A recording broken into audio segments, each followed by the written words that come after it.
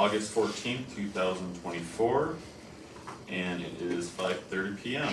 So, roll call. Carlos, Here. Derek, Here. Chris, Here. Matthew. Here. Okay. Public comments. Do we have any public comments right now? Doesn't look like it. All right. Let's see. Number 3 is approval of minutes from July 18th, 2024, and July 17th. June 18th. Oh, did I say June 7th? No, you said July 18th. Oh, June 18th, 2024, and July 17th, 2024. I think I saw them. Did everybody get a chance to view them? Yeah. Okay. So if we don't have any issues, I guess we'll call a vote. Make a motion. I'll make a motion. I'll make a motion to accept the minutes from June 18th and July 17th, 2024. I'll second. Alright, I guess we'll call a vote. Alright, Matthew, Yes. Chris, Yes. Derek, Yes. Carlos. Yes. Alright, on to issue 4, public hearings. Number A, or letter A, certificate of appropriateness for the application for 200 East First Street. County Courthouse, Vanguard Solar Services, 2024 CA07. So, do we have somebody to present? Hi, would you like me to get started on this? Matt? Okay. Matt, you're muted. Yes, thank you, Jordan. Okay, very good. So I think you have in front of you a printout of the plan, and you can see on the western corner of the building, that's where we propose to put the array of solar panels. The solar panels are held in ballasted racks. The racks are a little over a foot high, 1 3/16 inch, and then with the modules on the racks, they're about 1 foot 3 inches high. And this puts them well below the level of the 3 to 4 foot parapet that runs all the way around. So not only is the system not visible from the ground, it's not visible from the roof of any other building looking at it. So in terms of not affecting the outside appearance, the facades of the building, it has no effect on it whatsoever. And then if you'll look pretty much in the center of the page there, you'll see a sort of green rectangle there. That's where the existing transformer is. And on that existing transformer is the existing meter for the city's power company. And then directly across from it is the disconnect. And the utility requires that we have our own meter and our own disconnect. And you can see we have them located just to the right there, as close as possible. By code, as close as we can physically make them to the existing meter and the existing disconnect. And if you will go to the southwest from there, you will see that even when you're in the park or on the street, there is no view that you have that would allow you to see the addition of the meter and of the disconnect. And so I've tried to address the issues that no facade, no elevation of the building would be in any way affected, but I don't know, are there any other considerations that you would like us to address about this proposed 25 kilowatt system? Anybody? I don't really have anything. No, I think you guys did a good Anything job. that's not visible Yes, from the ground, or like you said, from any other building. Right, you could stand It's on the below roofs. Yeah, so I think that was the main consideration, and then There's no just putting boundaries. the meter, I think that's kind of has to be done, right? Like, it Right. doesn't really affect the facade either, it's not even. it's not in sight, and it is in the spirit of the traditional use of the building, because you'll see where we propose to put the meter, where the existing meter is, and if you move one more step to the left, that's the old coal chutes for putting coal into the basement utility area. So this is the area that the historic use of it is the utility entrance. Yeah, I don't have any issues since it's below, there's no effect to the facade, which is our primary concern, here in the commission, so I don't see any issues. issue. And there's no lithium batteries. There's no batteries all the way to the grid-tied system, so if the grid ever goes down or goes out of any production parameter at all, the frequency gets bad, the voltage gets bad, the PV system disconnects and stays disconnected until the grid is good and good for 5 minutes, and then it does a soft reconnect. Because we know there will be sometimes there are issues, branches falling, or there's a bird on there, and there's reclosers trying to route around, and we don't want our system to in any way interfere with what the utility company is doing. So unless the power is perfect and perfect for 5 minutes, then it comes on. And that's also an issue for safety of the fire. And emergency responders, you come, you kill power to the building, the system becomes dead. Is there anything you'd like to add, Matt? I think you hit all the high points there. I'll defer to Aaron, which is from Millig, if there's any additional items that Millig wants to bring as the general contractor for the project.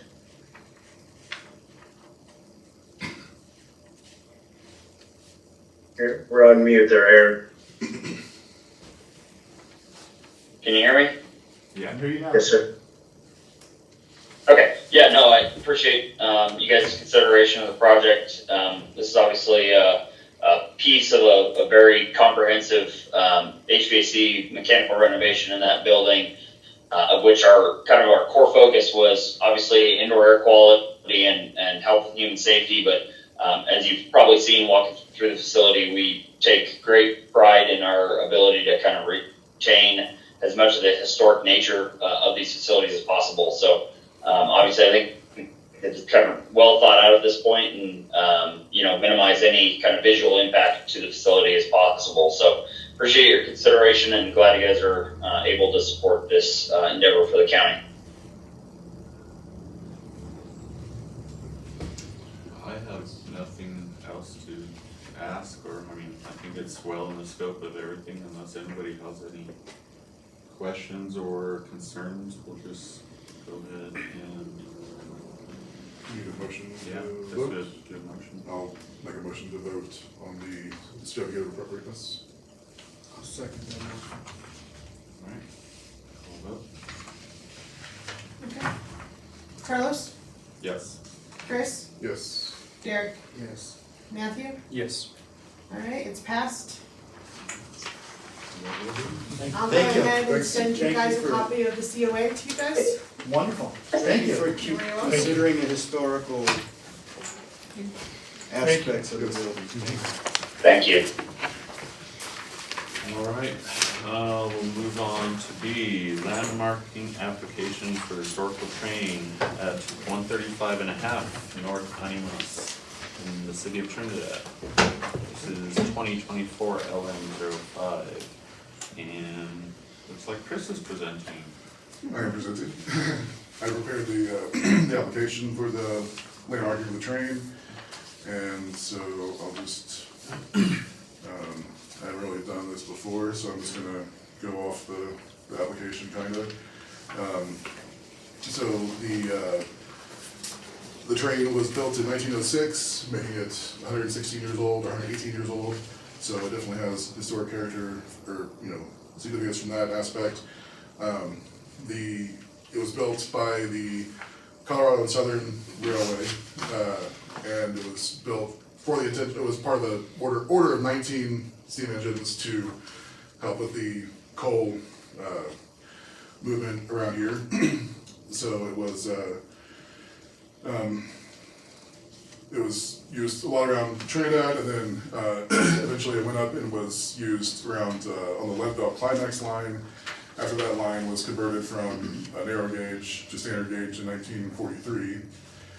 It worked there for a while, and it was replaced by the 641, and the 641 is from the same class, the same order, and at this point I think those were kind of the only two left of that, and now today they're definitely the only two that are left of that original batch of 19. The 641, which is kind of the I guess companion locomotive, is on display in Leadville, and it's actually the last, I had this confused a little bit last time I looked, that engine is the last locomotive, steam locomotive, to run on a Class 1 railway in the United States, meaning it was the last train to be used for a revenue reason. No, but the 638 was the last steam engine used by the Colorado and Southern at all, in any capacity, because it was retired around 1959, and then, you know, it was kind of refurbished, and then it was used mainly for excursion trips out of Denver, and there were a couple of different organizations, National Railroad Historic Society and the Rocky Mountain Railroad Club both had chartered it multiple times to do various runs. I've got a few of the trips listed here, and some of these I got from a couple of videos I found that show some rail fan footage of those trips. And then in 1962, December 16th, 1962, it made its final run from Denver to Trinidad, and it was donated here to the city to be put on display where it is now. And the train itself is significant, you know, for you know, from being from the coal era and being, you know, related to the development of Trinidad. But the line that it's on, or the rails that it's on, is part of an old line that extended from Trinidad through Sopris all the way to Catskill, New Mexico. And then there was a branch line up and down the river, the Cimarron River, to serve a bunch of different sawmills. So it was, you know, mainly for lumber hauling, but that was only around for a few years, and they got pulled up. This is all around 1900, so that was all pulled up like 1890. I'm sorry, that was pulled up 1908, and then in 1940, the rest of the track from Trinidad to Sopris was pulled up. So I'm not 100% sure if that track is the exact same track that was there, because it said this was pulled up in 1940, but at least it's the exact same path that it took, based on the Zandvoort maps that I found at the time.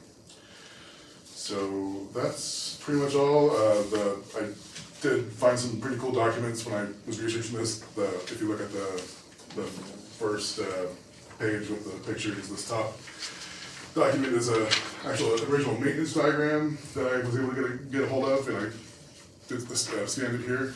But it's kind of hard to read this size. But if you turn it sideways and look here in the margin, it kind of shows the engines in the series and what date they were scrapped or sold, and so, you know, it's kind of interesting that, but it's got all the maintenance details that I guess, you know, the workers would have used for keeping it running. And then there are a couple of maps there that show kind of the larger context of where the Colorado Southern line ran, and then kind of the detail of where the train is right now. And then the Colorado Southern itself, it was formed in 1898, or 1899,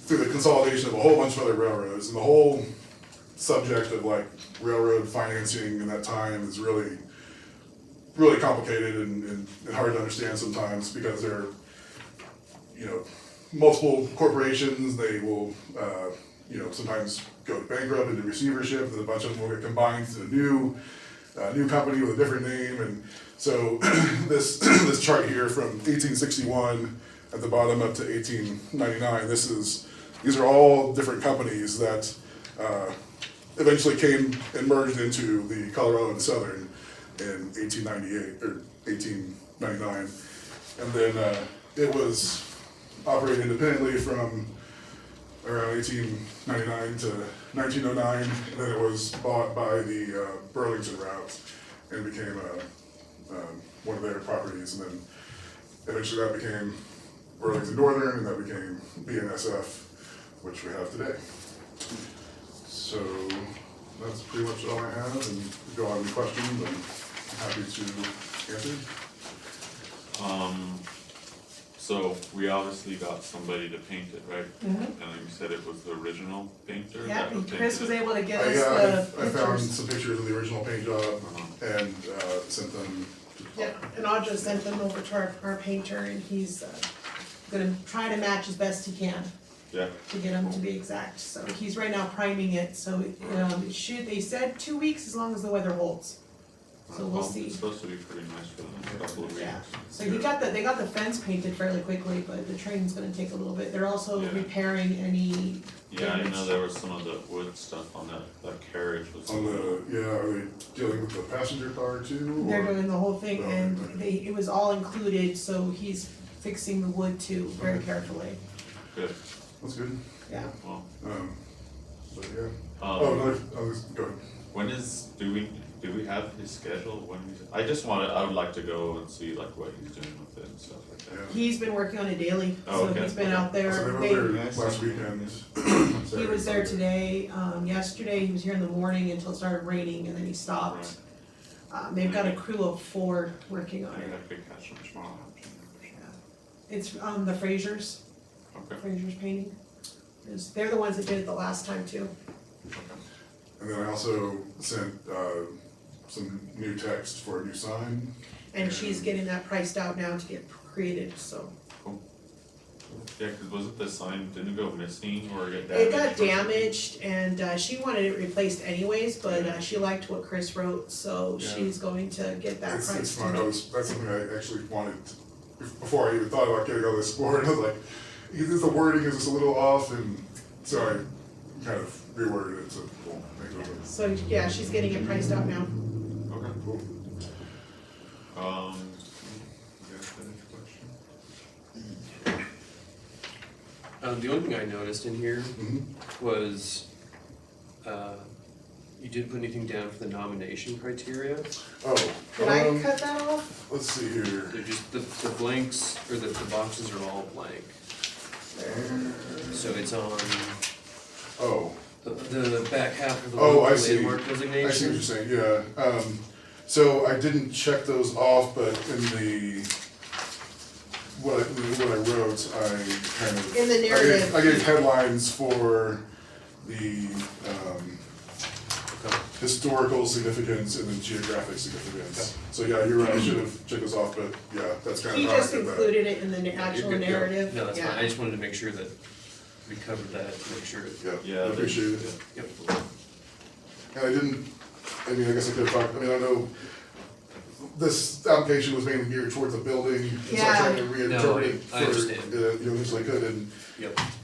We've never landmarked a object, structure, Yeah. yeah, non-building. Non-building. non-building, so we didn't have an application that was geared towards a non-building. So we were kind of going as we could. No, it looks good, but other than that. Cool. Alright. You got anything, buddy? No? Alright, well, I guess we'll, make a motion to go ahead and accept the, I'll make a motion to accept the landmarking of the train. I'll second it. alright. Alright, Carlos, Yes. Derek, Yes. Matthew, Yes. and Chris is abstained. Awesome. Sweet. And Thanks it's for all the approved. hard work, Dave, that was a really good one. Thank you all. Thank Awesome. you. Alright, so, I guess we're 2 for 3 tonight, see if we go 3 for 3. C, landmarking application for Waterworks Building, located at 223 West Cedar Street, City of Trinidad. This one is 2024 LN06.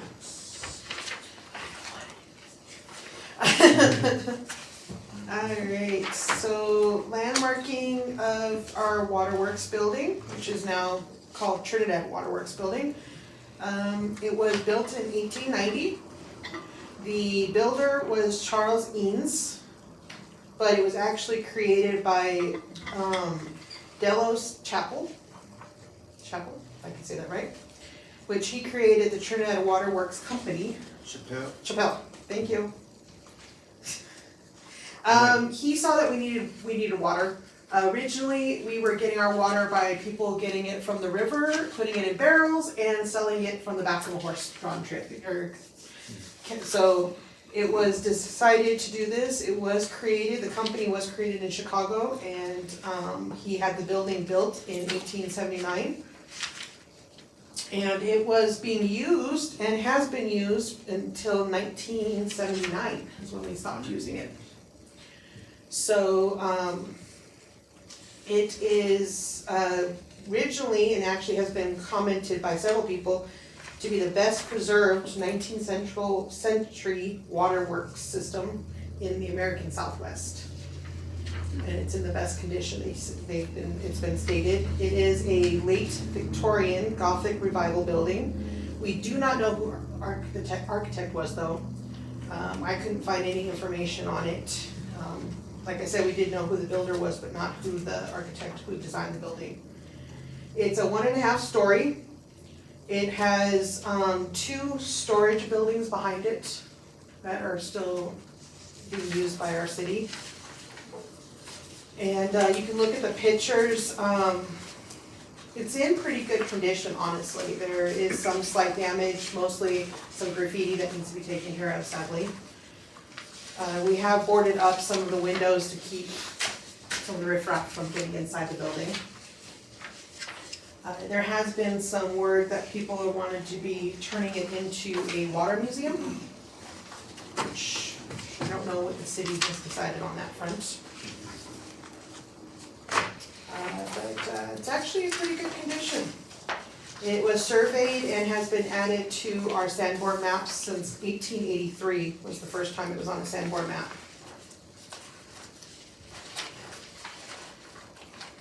But other than that, you can see from the packet all the information. We have had a couple of articles in the paper about it too.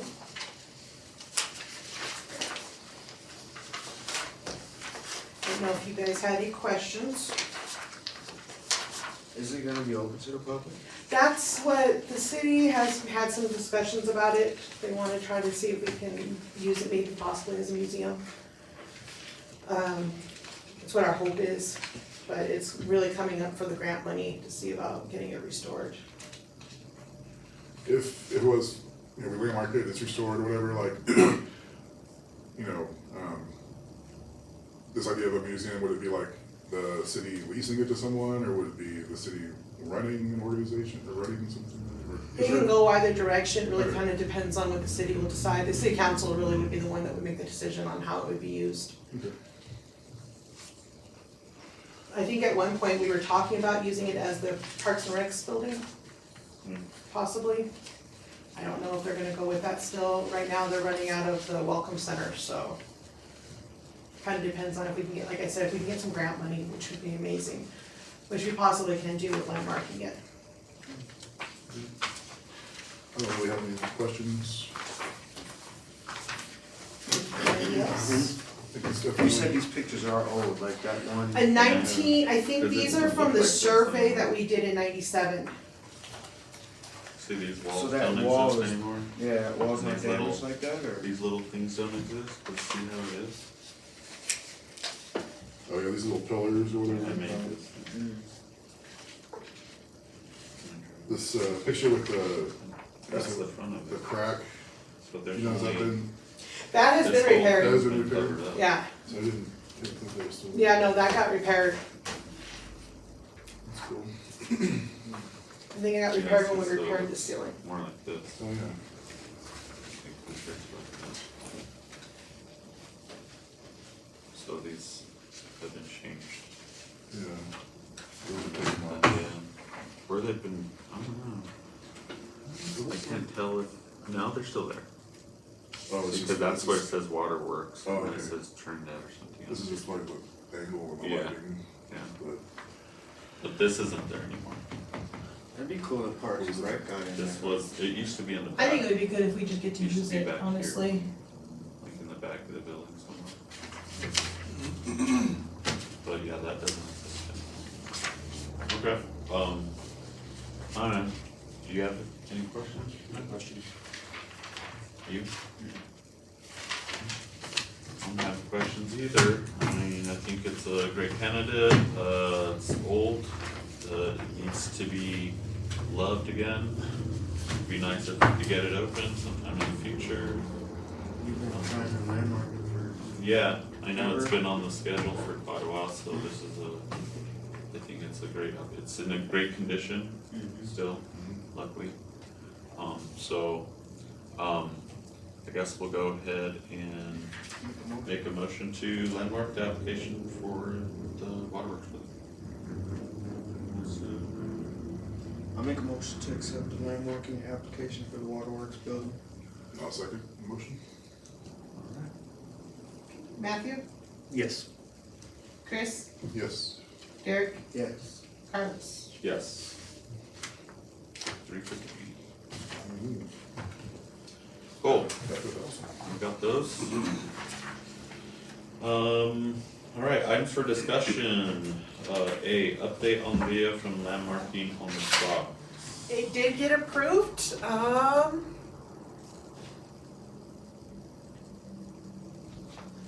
So you said he sent you a He's- copy of what he's done with that one? yeah, he sent me the first, let me see if I can get it to open. Get a speech. Hmm? Get a speech. Yeah, it was my speech. Yeah, he did.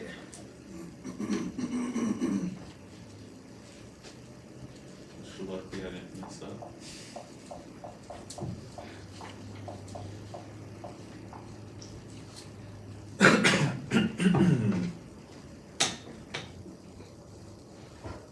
Oh, come on. He never lets me in the first time.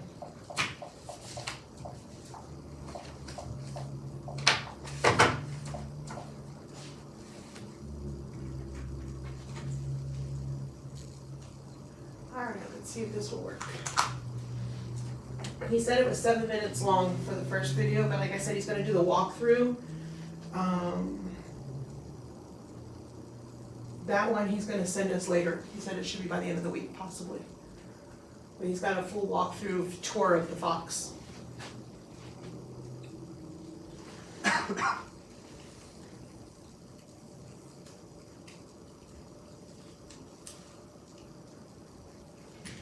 Come on.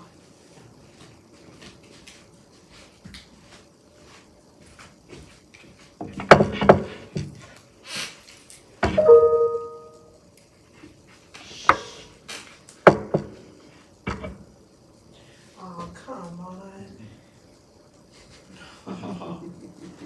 Our security system doesn't like it. It's too secure. And you know, just two-step verification. Yeah, and that's, we might not be able to view it today, but we'll see. It's because I don't open very much up here. Livecast doesn't like me. Come on.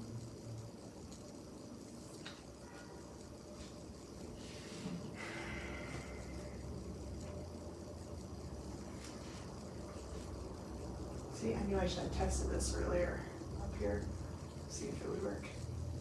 Oh, they're not even gonna send me the code. Is this something maybe that we could get a link, we could all get a link to watch? I'm gonna send it to you, I was just trying to.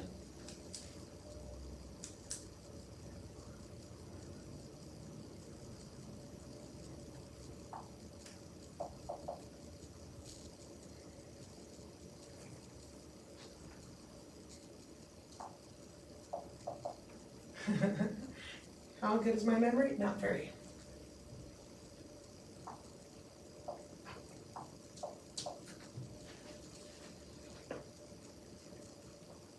Alright. You gonna let me do it? It's like that.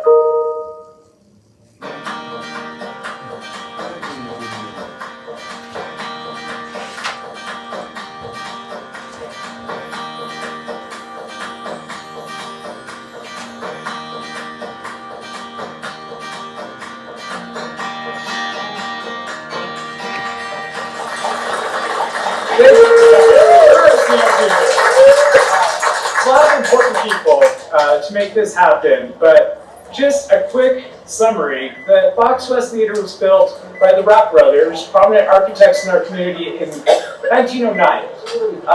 I can't begin, I could go on and on about the history of this building, but it precipitated modern day fire codes with some of the fire suppression that they used to design the building. But this really was the hub of the community for many, many years. So the mid-50s, when it was turned into a movie house by the Zoya sisters. But prior to that, we were trying to work on getting archives of the famous acts who came through here. I think we're very certain that the John Philip Sousa Band played here. There's rumors that Houdini performed here. But I believe wholeheartedly that being right between Chicago and LA on a major rail line, we've probably got the best of the best performers to come through our little town. So it really is something to celebrate. From there it became a movie house, and that became an important thing for our theater. I was blown away by the amount of people I've met who had their first kiss in one of the balconies at Fox West Theater. So, go you. It's awesome. But obviously a very important thing for our community. A lot of people here in our community have fond memories of this facility, and we are so excited to bring it back to life. Just a couple of important notes. We're working on our restoration project right now. We're restoring it to its original 1909 facade. So you'll notice the columns here. Those got removed when it was turned into a movie house. The marquee was installed. We have obviously removed the marquee. That will not go back on the buildings, but we're looking at other places that we can deploy that and remain that artifact here in Trinidad. The columns were custom created to replicate the original columns that were designed for the theater. So this should look like a page out of history. It already does, but even more so once we get it done. Where are we at to this point? Well, we've invested about $7.5 to $8 million in the building through a partnership between multiple private donors. You can see them on the website, but I can't acknowledge them all, but definitely take a look. We have angels that are really helping us with this. And then private investment, and then also city investment. The city bought the building in 2018 and saw the vision to restore it. At that time, we partnered with Miss Dana Cropper, who is here with us, in Urban Neighborhoods in her company, and she's class ace. She'll be saying a few words, but we really appreciate her support and her vision to say, this is something worth preserving and something that I want to be part of. So we're really happy for all the partnerships that we've been able to accomplish. I'd be remiss if I didn't acknowledge the two outstanding businesses that we've created here on our main street, starting with the Trinidad Tea Company, which opened in November 2022, and then our new clothing store next door. And if you've not been in there, it is worth it. And it is so cool, and they are doing pricing that matches our demographics, but there's a lot of different things that you can't find anywhere else in Trinidad or really the region. So please check them out, and more importantly, have a glass of tea, have one of Krista's lemonades that have aloe and all kinds of fancy things, many of the ingredients she grows herself. So we're so lucky to have these businesses here, and we want to celebrate them tonight as well. So we are still looking for money. We're working to try to raise as much as we can so we can restore the theater, the historic ballroom below the theater. There are 2 substages to this theater. There are 2 balconies. I've been to a lot of Broadway shows in New York City, and I can absolutely unequivocally say this is one of the most beautiful theaters that I've ever seen. Like you can see on the windows, we put some banners that show what the inside currently looks like. Take a look at those while you're here. But all I can say is it's about damn time that we landmark this building and really celebrate its prominence here in Trinidad and the region. So with that, last group I want to thank is our wonderful Fox West Theater Alliance. This is a group of volunteers that are really the overseer of the decision-making process for this theater, and we couldn't do it without them. We have a group of dedicated individuals that work really hard to help us and assist us. We're city, we're nuts and bolts. We pave roads, we provide public safety, but we need people who have the vision to really help us with such an outstanding project. So I want to thank them as well. So we have a couple of speakers. I will turn it over to Mayor Griego, who's been a champion for this project, and she was part of the city council that saw the vision and brought this to light. The chair of our Historic Preservation Commission will be speaking, Mr. Carlos Madrid. And then last but certainly not least, Ms. Dana Crawford, who is here with us today. So thank you all for being here. And with that, I'll turn it over to Mayor Griego. Thank you, Steve. Thank you for that introduction. And I want to tell you, even though I have a very small part in this project, I couldn't be prouder of what this project means to Trinidad. And for now and into the future, Steve, it's wonderful to have a young mind. You can remember those dates about both. But I'm going to talk in generalities. Can you hear me? I'm going to talk in generalities about my personal memories of the Fox West Theater, because I might be able to tell you some things that you don't know about this fine building. So I'm a baby boomer. I was born post World War II. But my mother was here during World War II, and this theater did news clips of the wars, and that's the only way people in Trinidad could get the news from overseas, how the troops were doing.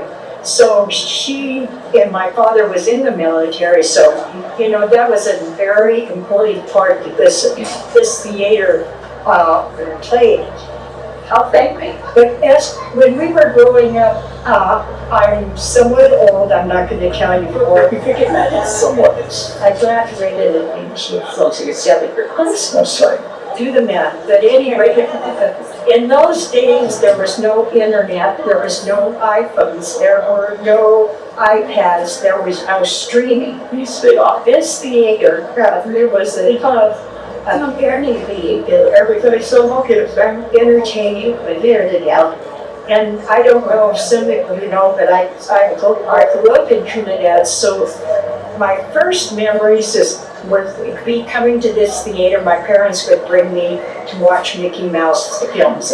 But later, when I was in elementary school, they had an event called the Milk Fun Show. And I don't know if any of you remember that. But the Milk Fun Show, in order to get out of school one day, you had to come and watch a movie, and the money they raised, I can't remember what service club it was, but they bought milk and distributed it among the public schools. Then when I was in high school, we had a thing called counseling. So during homecomings, the night before the big game, at bonfire, over at the football field, we did what they call a snake dance. With down Anima Street, and you came into the Fox Theater, and it's called Pell Night because you were too polite. So mostly people brought their dates, but it's little nuances like that bring back memories to me about this theater. Jimmy Dean premiered this movie here. That was a big thing for Trinidad in the day. And it's such a versatile thing. It's a versatile building, and I am so proud that we were able to save her with the house, students, and neighborhoods. And kudos to the Commissioner, because like Steve said, the city doesn't have the manpower to so I so appreciate the law. But I want to thank all of you. And I kept thinking about this, and I am ad-libbing, I'm not prepared, that's it. I kept thinking about this building and how beautiful, and I call her she, because she's very good. But it exemplifies the spirit of the years. Look what this building has gone here over the years from first being built, and she has survived. She survived years of non-maintenance, and she's still here. And I think we can say the same for her. We've gone through a lot of ups and downs because of that. We have been tested, but we're still standing. Kudos to this beautiful lady. The Fox West near, kudos to the SU of the Loma City. Thank you so very much. I'd like to invite Carlos Madrid to come up. He's the chair of our Historic Preservation Commission. They're doing such good work in our community and making sure our old buildings are getting the recognition they deserve. So Carlos, please go ahead. Thank you very much. Thank you very much. Thank you very much, Steve. Thank you very much, Mayor. Yeah, this building actually means a lot to me. I'm not from Trinidad, but I'm from Albuquerque, New Mexico, and I lived in Denver for about 20 years. So I used to pass through here and see this big building all the time. I used to just pass by all the time, never stop in Trinidad. I'd stop up at exit 11, of course, as everybody does, get their gas, and then move on. And that's what I used to do. And I used to see this building and move on. And then probably like 4 years ago, a member of this community showed me this theater. He took me aside. His name was Wally Wallace. And a lot of people in this community, he actually played music for them on his guitar. I didn't get that, and I'm really mad. So I didn't get that concert. So hopefully he'll come back and give me that concert. But yeah, so I went in, and when I first saw that theater and I went inside it, I was like, wow, it's very pink in here. And it was like, but at the same time, it was amazing because you see it from the outside, but it's until you get inside of it so you see the wonder of it. Because the outside, it's a big brick building. That's all it is, big brick building. Now it doesn't have the marquee, which doesn't like really look like theater. But when you get inside of it, oh, it's a theater. It is definitely a theater. So, me being as a member of the board and being the chairperson, this was very important to get this locally that worked. Of course, it's been recognized on a national level because it is within the historic district and it is a contributing building to that historic district. So it is good on that level, but we needed to do it on a local level. We need to make sure that we as a community respect this building, as we all do. So that's all I really can say about this building. It's beautiful. Oh, the other thing is I was given the opportunity because I do own a business. The city did hire me to create a virtual tour of the business, or of the building. So you can actually go to Google Maps, and right now, if you watch it on your phone, and you go to the street view, and you can view the inside of this building right now.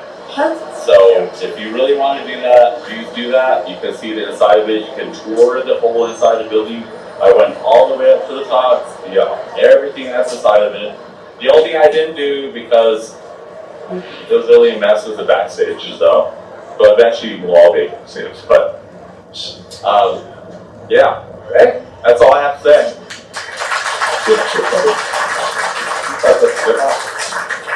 Okay, I'm going to ask that you all come in a little bit so we can hear Ms. Dana Crawford. I apologize that we don't have a microphone and speakers, but we thought this would be a nice intimate gathering.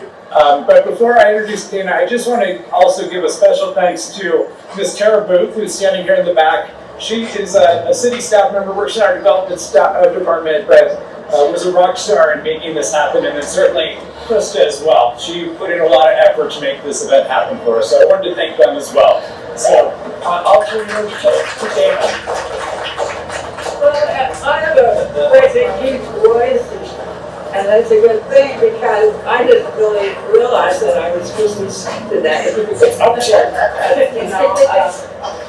Obviously, I'm crazy in love with this town. Yeah. And I'm especially crazy in love with the creative center of it and the leadership of it. Because, when it does open, we've got to be sure that every person who lives, within shouting distance knows what's gone into it and that that it's going to be really an important part of all of our lives. So that's the story, Morning Glory, and you know, so it's if you stumble into, people say, you know, Dana, when we see you coming, we run because we know he's going to ask us for money. And yeah, so, you know, thank you for being so gracious. And I cost them nothing to change. Never change. Well, thank you so much.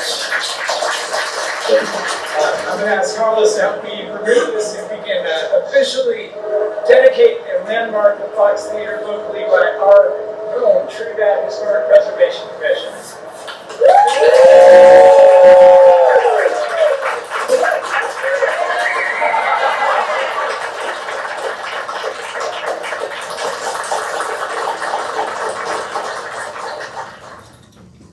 Hi, my name is Suzanne Magnuson. I am serving right now as a volunteer on the Fox West Theater Alliance. I am in the position of co-chair, and I've been on the board for 3 years now. We're a board of volunteers that are working to raise money and awareness about the restoration project at the Fox.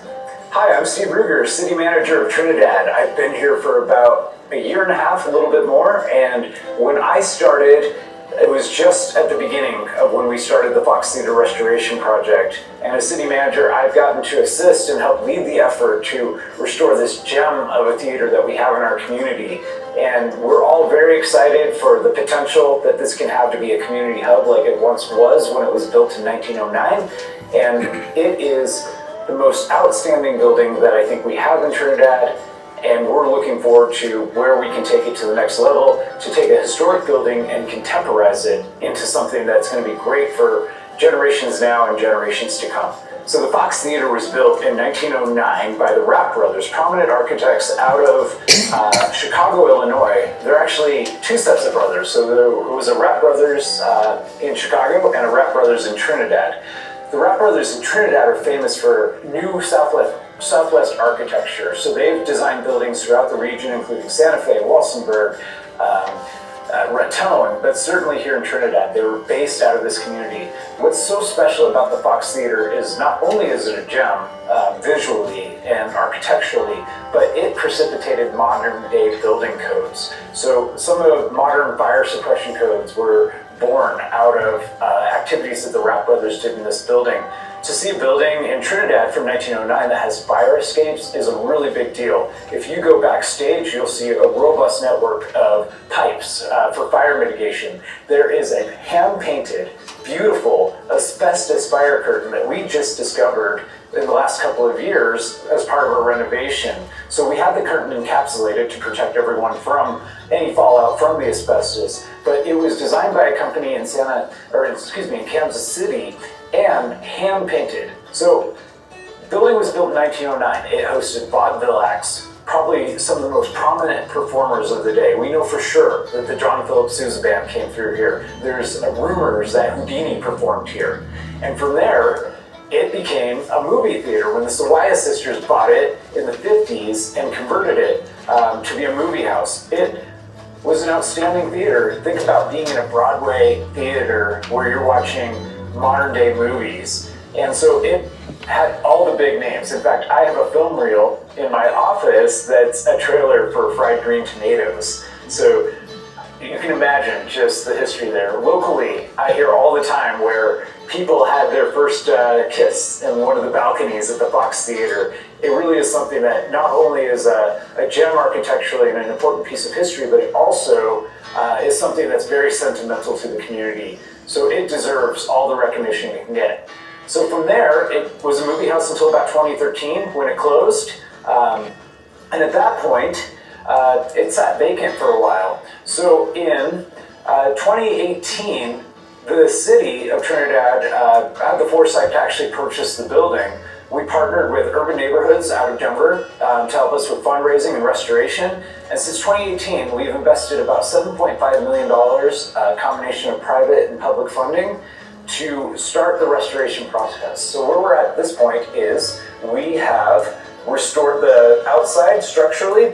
We've restored the original facade on the front. We still have a little work to go there, but we've also added 2 retail stores, including the Trinidad Tea Company and a new clothing store that just opened last month.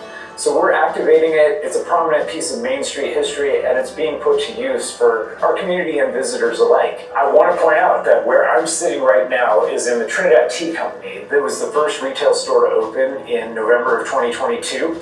And it is restored back to its original grandeur when the theater opened in 1909. It's been a multitude of different things, dry goods, next door where the clothing shop is, that was a saloon.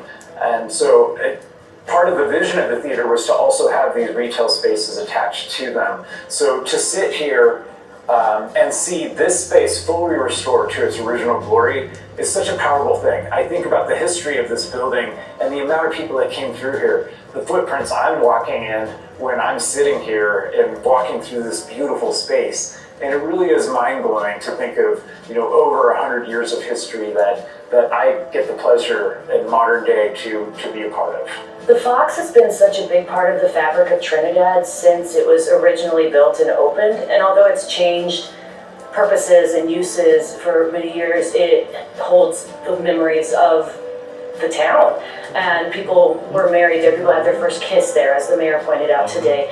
People remember seeing their first movie at the Fox Theater, and it's part of the past, but I think that it can be a huge, significant part of the future for Trinidad and the region as a whole. I think that it's such a jewel, it's something that's so special that there's nothing like it within 100 miles, and that the entire southern Colorado, northern New Mexico region should be proud to have a beautiful theater that can host incredible events and can bring people from all over the country and all over the world. There's not much like it, and it's such a beautiful place. It means so much and has so much potential for the future uses, and I like to think about how cool it is that it's got different size rooms and different things. So when the ballroom downstairs is finished, that's going to be the best place to have a banquet in town and to have a dance or to have a wedding. And then the theater itself, we're hoping that we have the Colorado Symphony Orchestra here for a month at a time, or that we have a play that's traveling through. We have so many potential uses for this space that we can give people a world-class, one-of-a-kind experience inside a really one-of-a-kind place. What I find personally important to this building is the expanse, the enormity of the theater. You see the building from the outside, and it is a fairly large building, but it isn't until you get inside of it and you see the actual performing space and how big it is. I mean, it's a 3-tier building. There's the first level, there's a mezzanine, and there's an upper mezzanine. You can definitely tell that when it was designed that the upper mezzanine was for, cheaper, lower paid seats because it's benches versus the other levels which do have individual seats. But that's another little charm about the building, is that, it was made that way, which we will look down upon on this day and be like, everybody should have an equal seat, but that wasn't the state of that time, and they still gave the opportunity for people with lower incomes to come in and view what was going on and what they were showing in theater. As Mayor Grego said, see those updates about the war and their families and what was going on across the ocean. I mean, this theater definitely served a huge importance to this community, and today was another instance of showing how it was important to this community. So today was a really special day, and we all gathered to have the Historic Preservation Society recognize the Fox and to hang a really pretty plaque the city manager, the mayor, and Dana Crawford, and the chair of the Historic Preservation Society all were able to speak.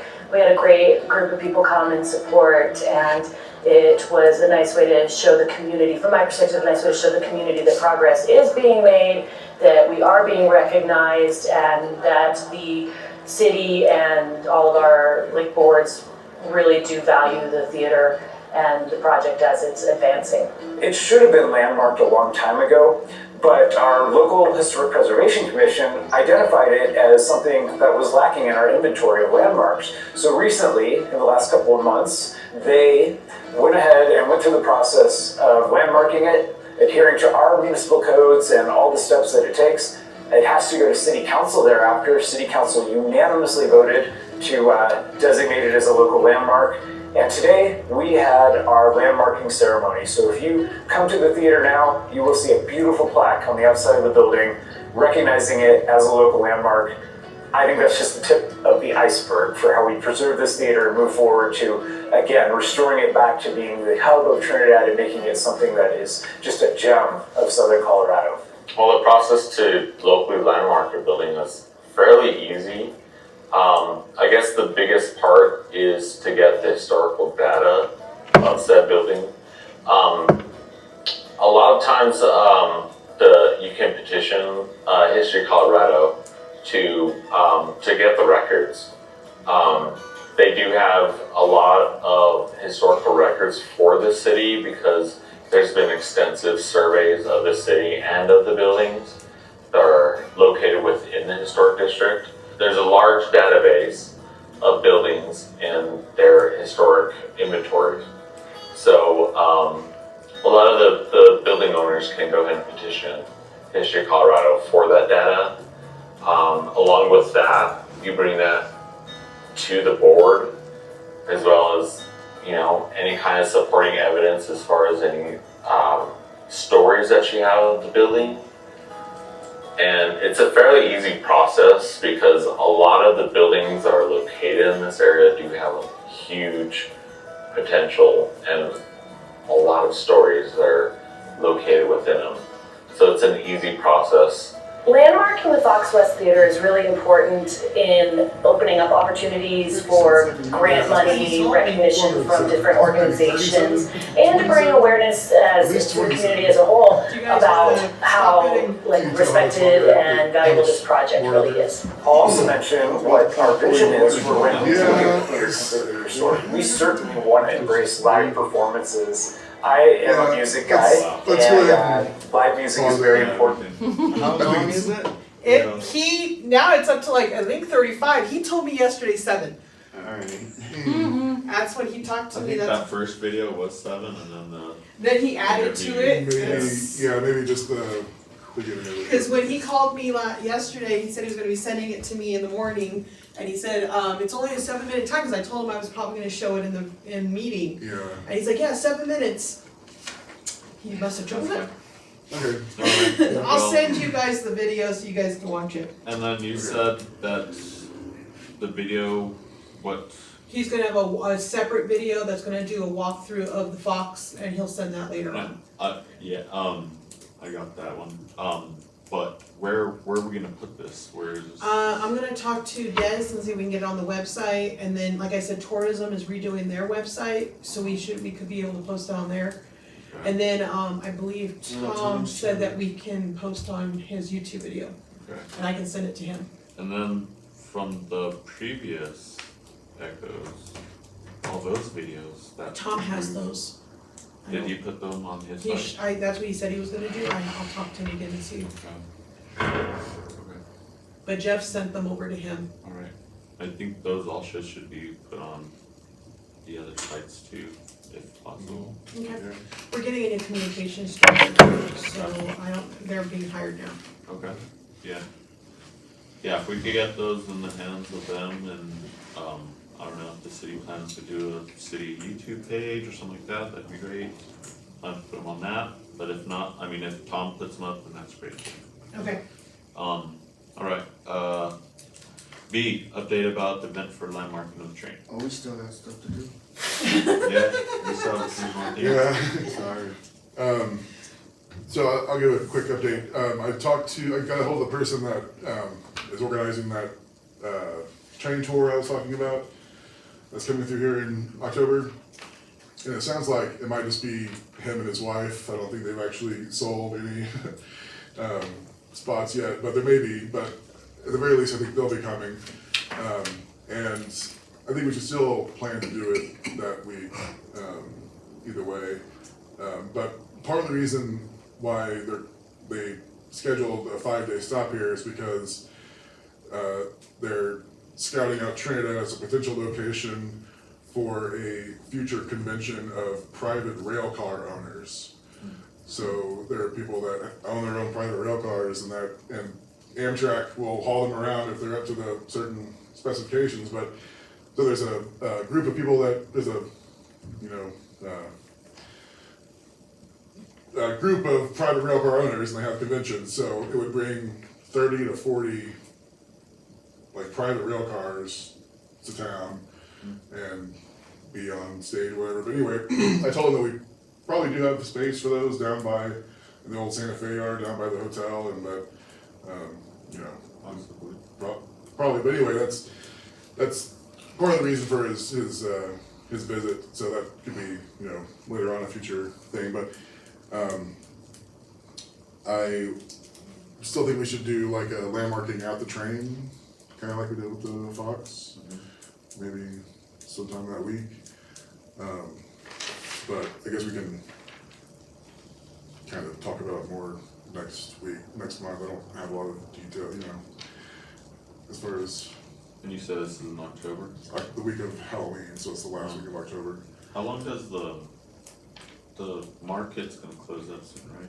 Market will Farmers close market? at the end of September. They did their last one, I think, right before October. Well, we talked about using, well, I guess that's a separate topic, but I don't know. I also wanted to do like some kind of exhibit or like sort of presentation about the history of the Colorado and Southern, and because I've got a bunch of stuff about it. I went through the 1952 city directory and found all the employees of the Colorado and Southern that lived in Trinidad, because the old directories, it said who you worked for and what you did. So there are a few names that I think maybe people around today, it's like their relatives, so it might be cool to try to get some like family stories or people to talk about stories from their parents, grandparents, whatever. And I think it would. I haven't heard back from him, but I've approached or emailed Kayvon about doing an event at the Colorado and Southern Depot in the old Sexy Pizza location.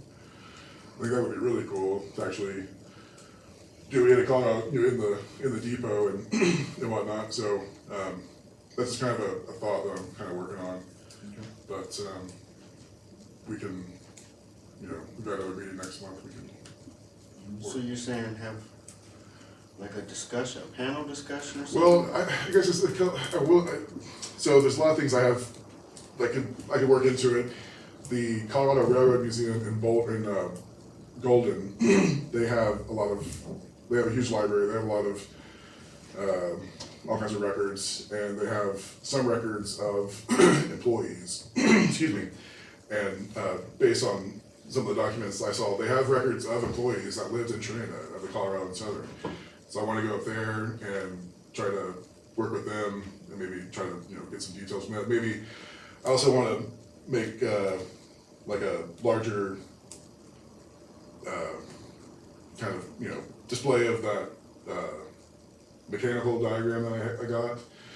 Maybe do like a combination of like a couple of exhibits, or whatever sort of poster, whatever type of things, and then also have several or a couple of DVDs that have shots of the 638 on excursions and some other Colorado and Southern activity happening in Trinidad.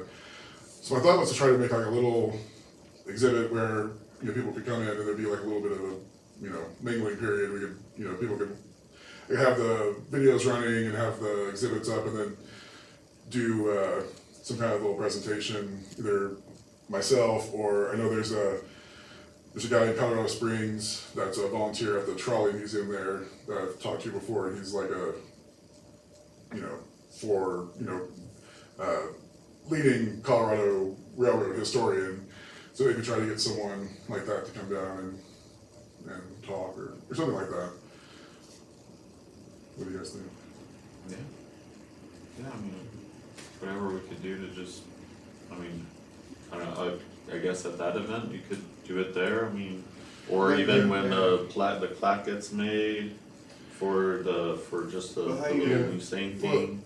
I know it's not gonna say anything that has to do with the landmarking, it's just for the train itself, but it still has to do with that, I mean, the unveiling. of But it. how would you, the depot and the train are like Right. almost a mile. Well, my thought was 2 different events. Or just do the landmarking at the depot. If that, and that's just like, I don't know if that's possible yet, but my other thought, if we couldn't use the depot, is to do something at Space to Create for like a exhibit and talk, but. I guess maybe it depends on the weather. I was just gonna say, it's also weather dependent because Halloween is sometimes when it starts snowing, so. Yeah, we're supposed to have a crazy winter. But it might be easy, I think it would be cool to do it at the train, just to be there, but the logistics of it might be a little difficult to get people to come out there and stand or whatever, but, So how's that? Cause I thought we were gonna do both of them on the same day and like kinda like just. the train and the waterworks? Yeah. Yeah, I think that's We can another even idea have we can talk about. see if we can get the tour bus, Trolley. the trolley, to take Uh-huh. people from Yeah, the train to the waterworks building. that would be really cool. And do like a double header. Whatever, dedication Well, ceremony. I was hoping we get like, seriously, like some youth involved and do like a pumpkin patch or something at that waterworks building. I mean, it's Halloween. Yeah. Yeah, I'm not sure But yeah, the logistics on that, but I don't know how Yeah, we would, like I don't a- know like a how we would carving. pull off, without doing 2 events, how we would pull it all off. yeah. Well, we also talked about possibly doing the haunted architecture tour, haunted history tour, maybe that same week. So I don't think we should. We just don't want to bite off more than we can chew, obviously. But I think it would be cool to. Yeah, it would be kind of cool to plan a week of events. 3 small events maybe, one for the train. One Well, for I was talking to Tara Yeah. earlier, and I was reading that we're supposed to provide like panel discussions and stuff Yeah, for the public. yeah. That's kind of what I want to do. Some kind of lecture And we didn't presentation. do that in our last event, we just had the landmarking. Yeah. So, I mean, I'm down for it, but I just don't know how it would all. I think that's what we have to figure out. Alright, so everybody get some research together, and then by September 11th, maybe we can get something locked down. Yeah, We It still doesn't have have to 2 happen months. all at the same time. No? too. Yeah, Same, yeah, that's they'll all true. be We separate, could do separate separate little things. events, I mean, you can have something going on either train station or Space to Create for the train stuff. We can have a small event at the train just to say that, that it has been landmarked now. And then we can have a separate event like the pumpkin patch thing over at, it could all be separate events, but they could all fall within maybe the same week or maybe the same month. Maybe on 2 different weekends or 3 different weekends Yeah. or 1 weekend. But the main reason I was thinking of the week of Halloween was because of the train tour thing that was Yeah. coming through. Yeah. And so I'd definitely like to do the train thing that week. And it makes sense, I think the haunted history thing is a good idea too. And- Definitely. And I like that idea. Have you talked to those people? Like none of them will talk? the train people? Yeah. Yeah, I've talked to the organizer of it. He might actually, he was telling me, he was saying, we need to get that train running, we need to lay some new track. I was like, I would love to do all that stuff, but, I don't think that's gonna happen. I mean, yeah, I was like, I don't think ours is things gonna happen a move. little slower here around here, so he had a lot of, Actually, I mean, he might be okay, he might be willing to talk. Our 'cause he- opera house still has raccoons in it. Yeah. This is why I'm here, sorry I was late, gentlemen, that's why I'm here, but I'm waiting for my turn, because I missed public comments. I want to talk raccoons. Oh, okay. Well, We Sorry, I should didn't have know she that was and- here. Yeah. So. So, I think, I think we should try to do 3 small events in that week. And maybe we can all kind of try to come up with, a plan. I mean, obviously. are we doing plaques for these? Well, I think Yeah. we are getting We're gonna plaques. do those With the again? plaque, what about, where would the plaque go by the train? That's something you guys will have to decide. So I would take an idea of go over to those 2 locations this Yeah. before the 9th or the 11th and just I see thought where they you had guys. one on the fence somewhere. They're taking Yeah. off everything. Yeah, I don't think it should be on the fence. I think if anything, it needs to be inside the fence. Yeah. Maybe on a pedestal, like the pedestals we Yeah, have for go- the tour that are on Or the that street. flagpole. Yeah, You know, there's like the tour that's on the street that Like have the the little pedestals historical- with the historical stuff on it, something in the same kind of nature, just behind the fence, because it's just gonna get messed up if it's Yeah, on so the that's why I'm fence, saying, it's outside you as well. guys, why don't you take a look at both locations and then by next month, when we have our meeting, you guys know where you wanna put it. Yeah, And then I will get them ordered. They're gonna we have to go to city council first, so they'll approve it through city council. And then we'll be official, so, but it only takes 3 weeks to order yeah, and but ship, it's, so. city council hasn't approved these yet, so. so we can do that next one. I'm gonna do this, the council, communications tomorrow, and they'll go to city council for the next meeting. Okay, cool. Well, I guess we'll wait till city council makes the approval, so we know that they're on. Yeah. And then we'll make some good plans for both of the events, and then I think the train thing is a great idea. I mean, you already have quite a bit of the stuff for it. Yeah, I've got a lot of, it would be really good, So- I think just a lot of local. Yeah. Yeah. Um, okay. I wasn't trying to argue. Oh, I know, no, Cause I was honestly telling Tara, we need to do this stuff. I wanna do, Yeah. I wanna do all of them. Chris is like, let's just do it, everything. Let's get that train up and running too. Are we good with all If that? we landmark it, we can get some money for it. Yeah. Okay, I'm gonna go ahead and move on to, let's get Winter on for new business. Winter Roywald with the Grants Engagement Specialist for She's History still here? Colorado. I think Winter, so. are you still there? Winter, are you here? Sorry for, I don't think she's still. Hi everyone, I'm Winter, can you hear me okay? yeah. Yes. Okay, awesome. So yeah, I just wanted to introduce myself. I'm Winter, I'm the new engagement specialist for the State Historic Fund of Event History Colorado. And my role is to do outreach to communities on the eastern half of Colorado and in the San Luis Valley about the grants program. So making sure people are aware of our grants and getting them connected to grants that might be of use to them to help restore some historic buildings. That video mentioned some grants that we gave for the Fox West Theater, which is amazing. What a great project. A little about myself. I grew up in Pueblo, Colorado, so not too far from Trinidad. My grandpa's family actually lived in Trinidad before I was born, so I have a nice tie to Trinidad. I did put together a little PowerPoint about our grants program, just to share. I'll go ahead and share my screen.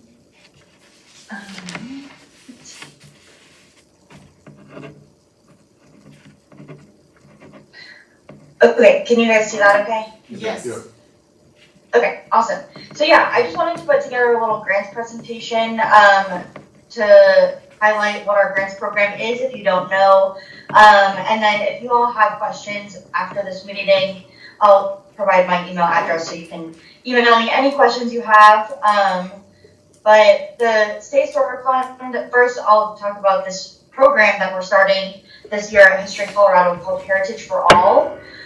It's a huge initiative That's part of the 250th anniversary of of the United States, and then the 150th anniversary of Colorado in 2026.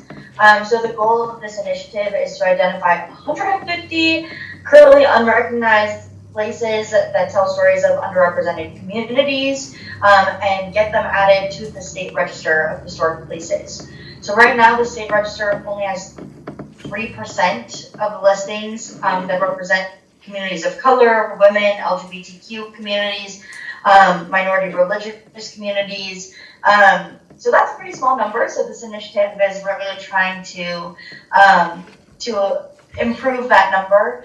We hired some research fellows that are actually going out into communities to identify those sites, and they are the ones that write the nominations. So those sites don't have to worry about paying a consultant to write their nomination form. Our research fellows will do that in-house.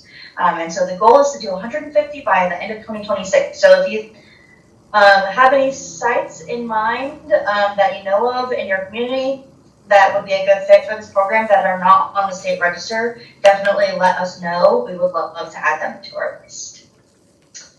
The State Historical Fund, if you don't know, started in the 1990s through the Limited States Gaming Act, which allowed gambling in Cripple Creek, Black Hawk, and Central City, and that gambling is taxed, and some of that tax goes into this fund. So in the last fiscal year, we funded just under $11 million to projects across the state of Colorado. And since our inception in 1991, we have funded a little under $400 million total across the state. And you can see a list of kind of types of projects that we typically fund, but I'm going to go into that a little more on the next slides. So who can apply? Nonprofit organizations can apply, government entities, so the city can apply for funding. Private owners can apply under a nonprofit or government entity if they use them as their fiscal sponsor. So we get a mix of both, but that would be, like a private owner of a business. Typically not a private owner of a home, because you do have to show a strong public benefit with these grant projects, and most people that own historic homes don't want a bunch of people walking through them on tours. So that typically is for business owners. We offer non-competitive and competitive grants. Most non-competitive grants are offered all year round as long as we have money in the pot. So it's a rolling basis. Most of them go up to $15,000 and can fund small projects like historic structure assessments of historic buildings, archaeological assessments. If the city wanted to do a survey of a certain type of site, they could come in for a grant for that. Planning grants, and those planning grants can be used to pay for nominations. So if you don't necessarily fit into that Heritage for All kind of group, you can apply for a grant to hire a consultant to write your nomination for you. And then we also offer emergency grants. Those are typically for, if there's a fire or a flood, or something is in imminent danger or threat, and needs assistance immediately. We offer those types of grants as well. And then we've got micro grants for up to $5,000. Those could be for really anything. Typically, those are for education projects, interpretive signage. On occasion, if a building has like one window that got damaged and needs to be fixed, you can use that fund. So they're non-competitive. You're not competing against anyone else but yourself. So if your project is eligible, you'll most likely be funded for it. And then our other program is competitive grants. So those are our large dollar grants. And those can fund a wide variety of things. They can fund construction projects, so physical work on your building, archaeological projects, larger education-related projects, training-related historic preservation, and larger planning projects that maybe don't fit into that $15,000 non-competitive range. So there's two kind of types of competitive grants. There's minis that go up to $50,000, and then there's the general grant fund, which goes up to $250,000. All of our grants do require a cash match, and that cash match ranges depending on who the owner is of the building. So if it's a nonprofit or government entity, their cash match will be lower than if it's a private owner. We also offer cash match waivers for extreme circumstances. You do have to make your case to get that waiver, but it is offered at times. The process is that you have to submit a letter of intent first, and then we will invite you to apply for the full application if everything looks eligible. And our deadline is actually coming up for this grant round on October 1st. And then we'll have another one on April 1st as well. So we've got 2 every year. I wanted to kind of share a case study. We had a great case study right before this in that video of the Fox West Theater.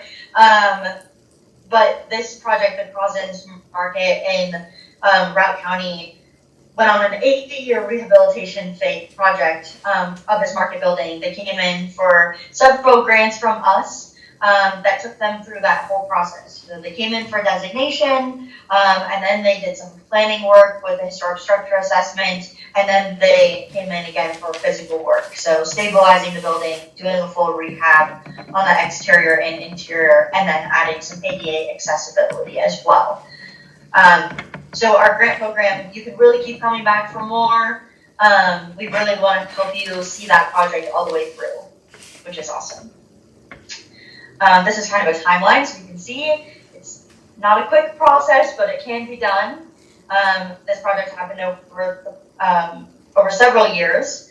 And then kind of some steps of how to go about our grant program. So finding a project that needs funding and could be eligible, you can always meet with our staff. I'll be your contact person for Trinidad.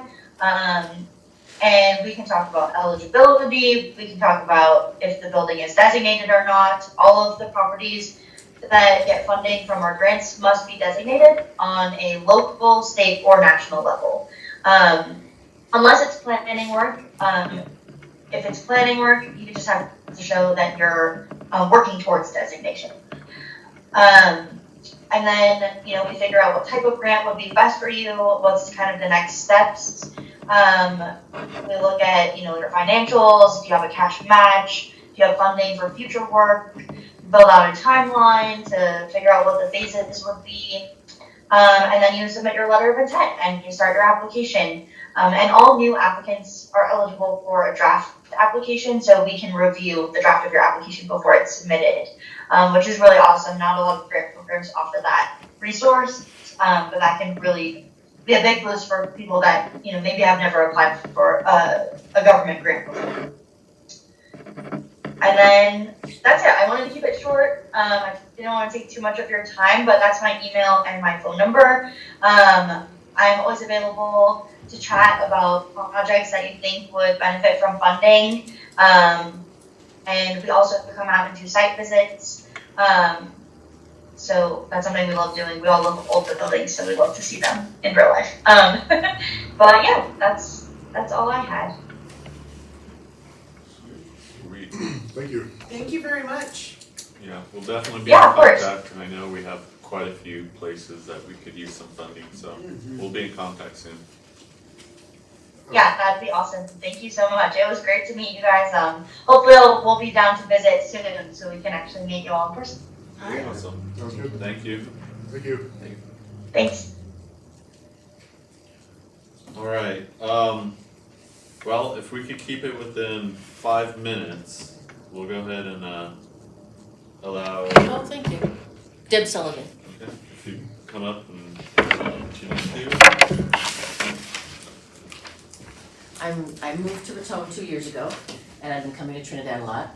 And I'm just now hearing about the Opera House and the raccoons. And I don't know where you're at. I just was looking for a contact person maybe that I could help on the committee, if there's a committee, or what's the status? Dana Crawford's building.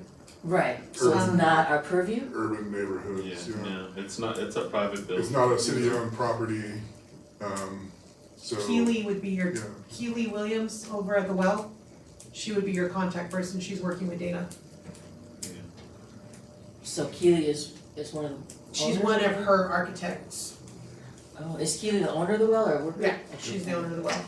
So that'd be the person that I talk to. That would be who you'd wanna talk to about for the Opera House. Yeah. They are working with Tura right now and getting what? funding. Tura, it's Trinidad Urban Renewal Authority? yeah, Oh, okay. they're trying to get funding to repair the building and Is- restore it. Okay, I guess that's it, because what I'm hearing is, if we just plugged all the holes and got the raccoons out with all the free cages, right? I'm not sure what they're doing. I don't even know, there's a Well, lot of them in there. they had to close off that sidewalk because the front end is, the facade is at risk of collapsing. So Yes. it's not in very good shape. Yeah. Yeah. Okay, so I'll talk to Keely, that's the Yeah. other person who goes We to. have no idea what's going on. Yeah.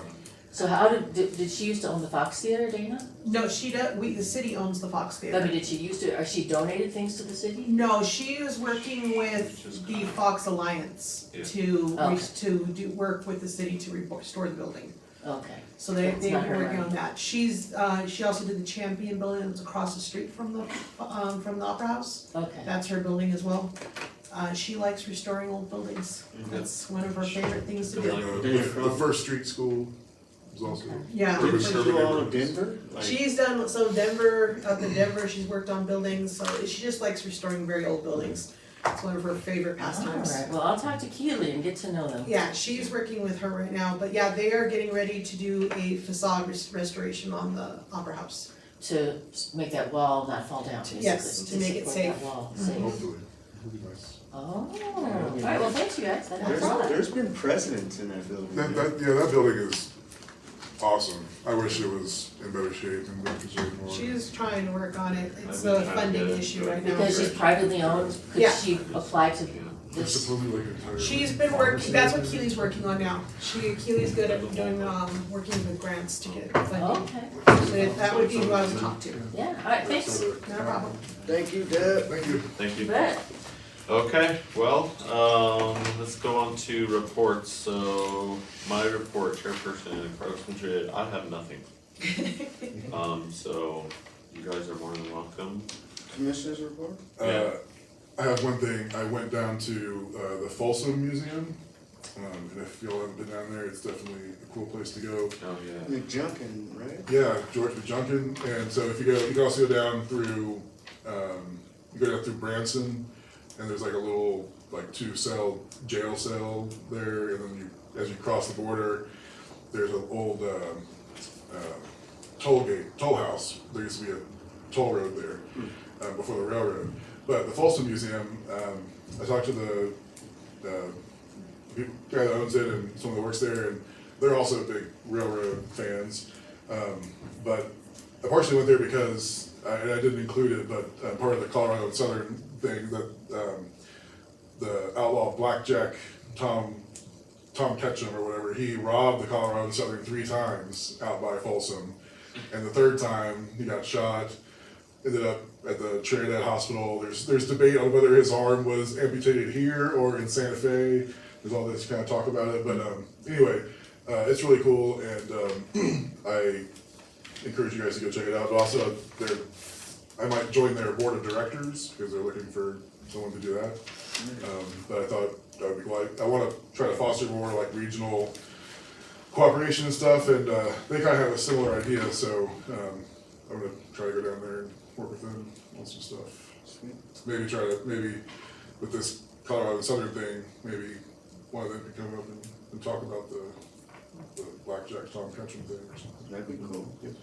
Anyway, oh, and I don't know, so yeah, George McJunkin, there's a big flood in Folsom that like wiped out the town, but part of the flood like uncovered, washed out, yeah, and then they found these old, you might know about it, you know about the Folsom Man thing? Yeah, I figured, yeah. So, but the guy that owns it, they have that property where the Folsom, where the Discovery is, they do like tours and I stuff. played him at our event, Oh, sweet. George McJunkin. Yeah, awesome. Not a Yeah, very good one, but I played him. that's all I have. No, this was a long meeting, that's it. Alright, I do have something, so Oh. I, You sorry. know? I'll make it quick. He gets to talk too. So like we talked about last time, about doing the haunted history tour. Yeah. So I started working on that stuff. I talked to Keely Williams a little bit.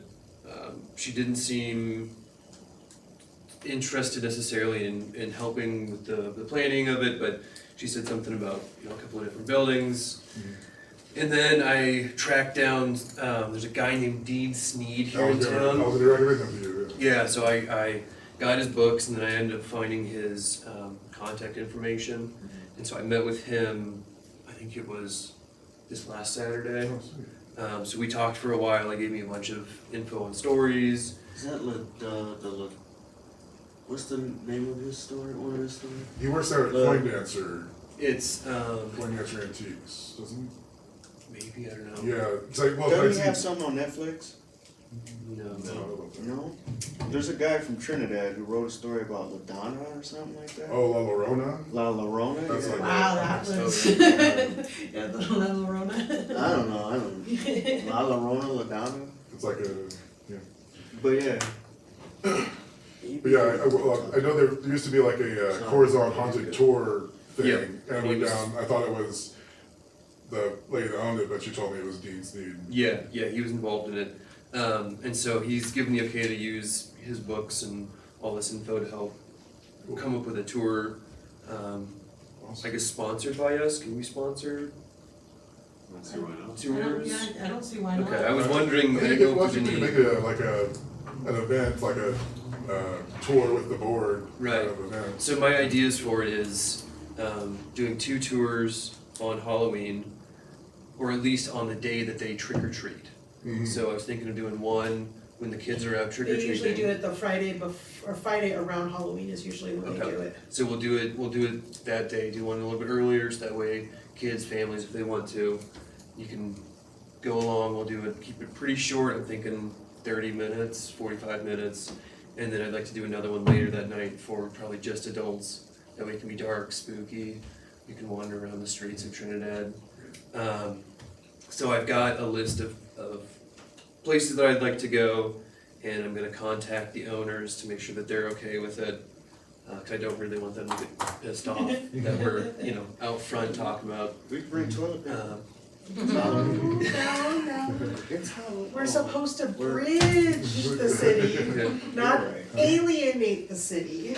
And so I'm gonna structure it probably with like a talk about, here's the history of the building, and then smatter in some fun ghost stuff.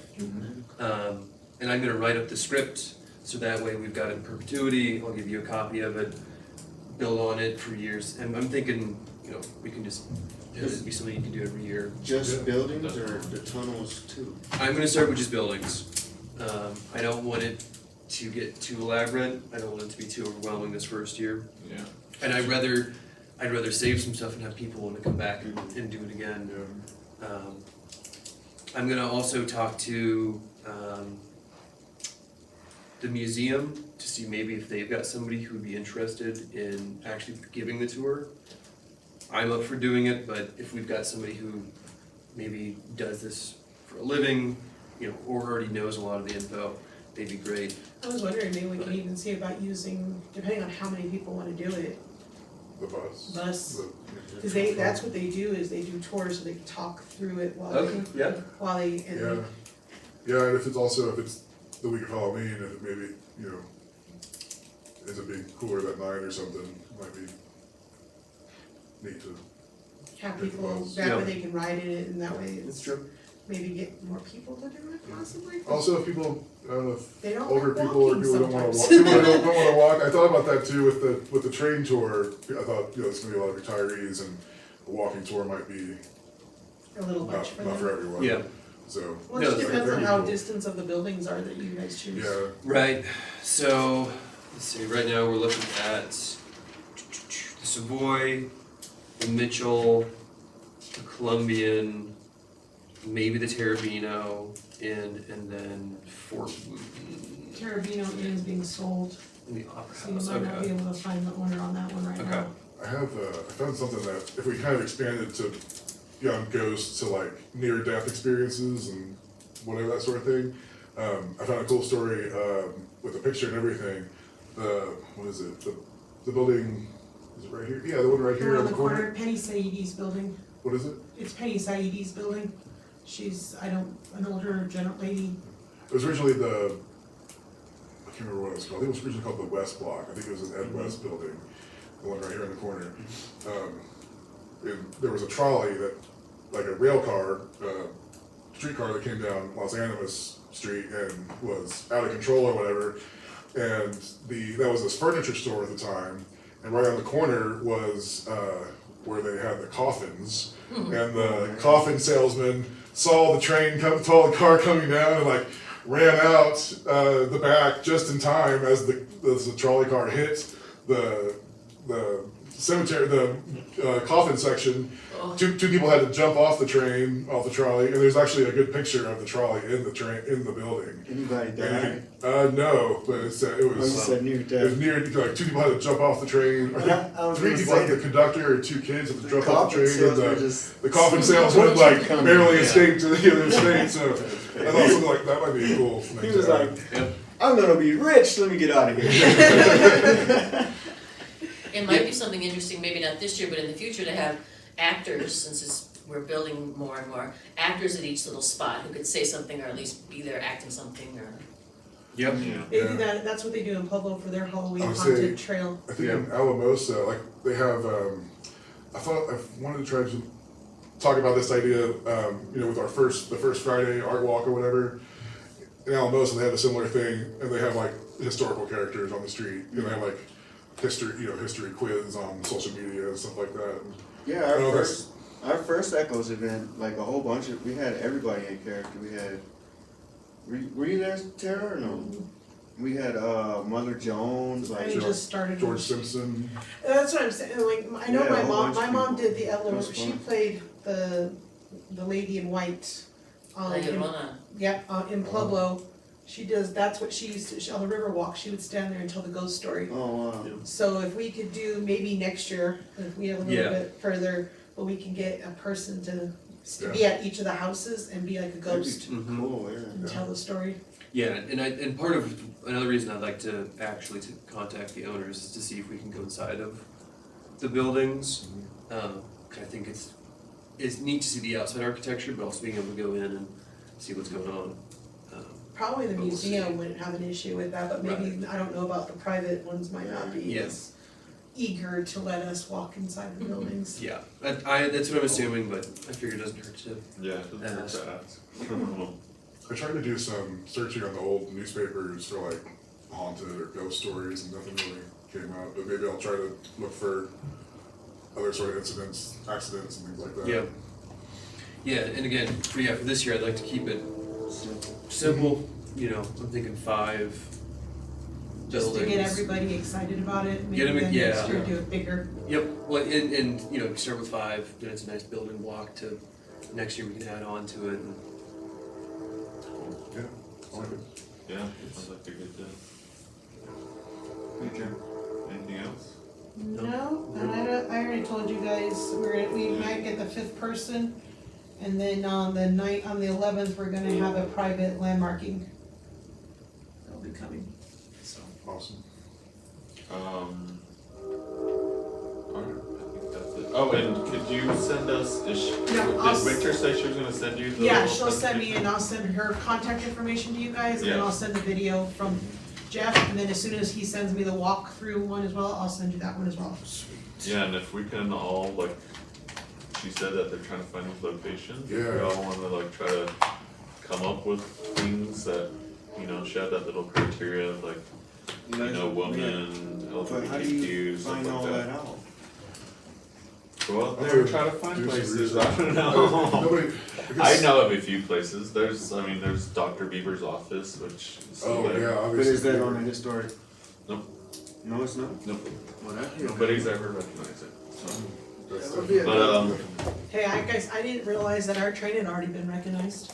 yeah, It's already on the state registration. Oh, really? But us Yeah, we just landmarking. What need about to- that this is yellow, local. what about that yellow cab place back there? I don't know. I don't know anything about Who owns that? You know what I'm talking about? Yeah, yeah, it's got a cool little cab, Yeah. little place for the cabs. I bet you that's gotta be like, It's in I'm the sure it's district, so historic, it's, yeah. Oh, is it? I don't know if it's contributing, to the district, but I'm gonna vote for adjourning tonight. okay. I will second that motion. Yes. Alright, we're good. Alright.